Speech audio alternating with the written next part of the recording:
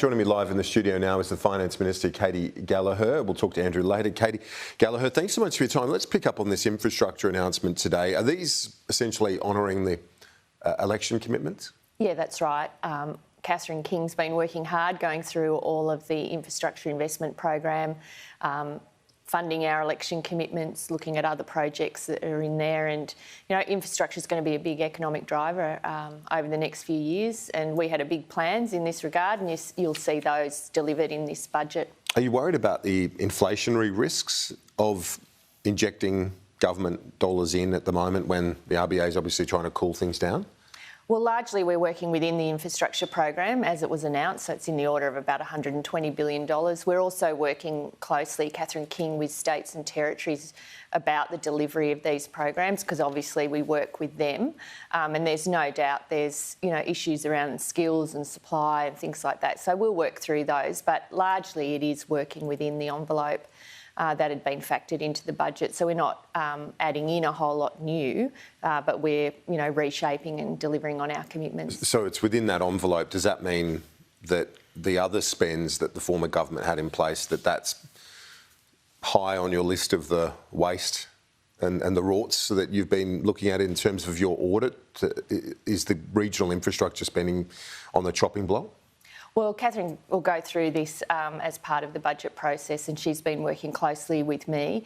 There is some work that's been done around reprofiling, and inside the infrastructure investment program, look, there is some additional money going in line with our election commitments, but I guess my answer to your question is we're not going to be adding to inflation through this program. We're managing it responsibly, and through the budget, more broadly, we have been looking for savings, as you know, through that audit. Well, Barnaby Joyce is convinced that you're going to cut the regional programs that he secured as part of the net zero deal with Scott Morrison to get the Nats on board. Is that right? Well, we've been looking at them. To be fair, I mean, we've been going through, are there business cases? Were there any detail underpinning some of these big, injections that were made basically to pay Barnaby Joyce off through that arrangement? And, if it stacks up, we're pretty supportive, but there are areas where we've got to reduce spending and reallocate in the budget.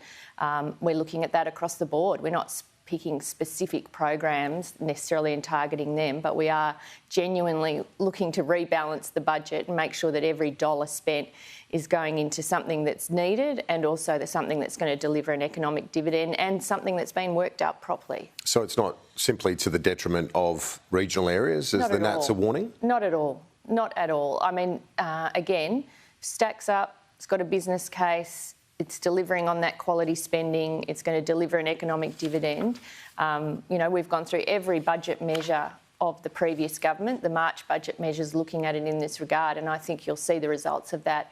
Well, you'll definitely see the results of that in the budget, but if it meets those tests, we will proceed with it. Is it important to transition? I know there's a story today on the fuel excise versus a road user charge, but with more electric cars, the transition has to be made, doesn't it, from fuel excise, which increasingly will be generating much less, to a broader road user charge. Is the government considering that? Well, I know Catherine King, again, working with colleagues, this is a matter that the states and territories raise. I'm sure there's a discussion to be had. It hasn't been the focus of my attention through this budget. This is really about delivering on election commitments, easing cost of living responsibly where we can, making sure we're driving economic dividend and returning some savings or reallocating money through the budget. Is the parental leave, that increase in the number of weeks, that is a few years down the track? So again, I guess that you're framing that in the context of the inflationary environment right now. That's not going to add to inflation either, because it's 24 to 26 that's going to come in. That's right. So there'll be a gradual increase, 18 to 20 in July next year, and then moving up by 2 weeks every year after that until you get to 26 weeks. And the idea there is, it's a stepped increase. We're moving in the right direction. But, we have to manage the budget responsibly within the envelopes that we've got available. But I think on parental leave, this is a big...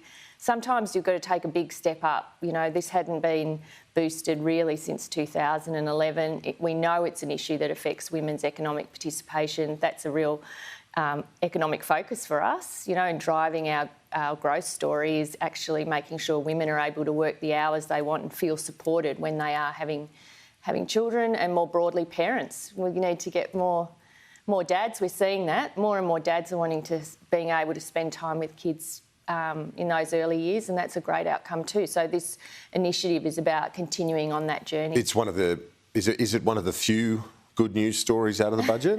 I think the budget will have a lot of good news stories. I mean, it will be, our commitments around childcare, about medicine, infrastructure, making things in Australia, all of those things. It's a great economic story. So it'll be a positive, because in the lead up to it, you'd forgive me and some, I think, the viewers for thinking Jim Chalmers is talking about the grim outlook and things being so difficult. It sounds like it was going to be sort of a slash and burn budget. Well, I think we've made it clear we will be finding savings. That's definitely, you'll see stage one of the audit into waste and rorts. You'll see the results of that. So there has been that focus, but we also said it'll be delivering on our election commitments, helping with cost of living pressures where we can do that without adding to inflation. But we're also being upfront with people. The budget is in structural deficit. We've got a lot of work to do. Not everything's going to be answered in this budget, but every single budget will have to have a focus on budget repair and building those buffers that the Treasurer has been talking about in light of what's happening around the world, but also making sure we've got room to fund aged care, hospitals, NDIS, defence and service the $1 trillion of debt. On that conversation, the Treasurer talks about the need to have a conversation on exactly those points you're talking about. As Finance Minister, where can we get greater revenue from? It's got to be a tax mix, doesn't it? A tax change?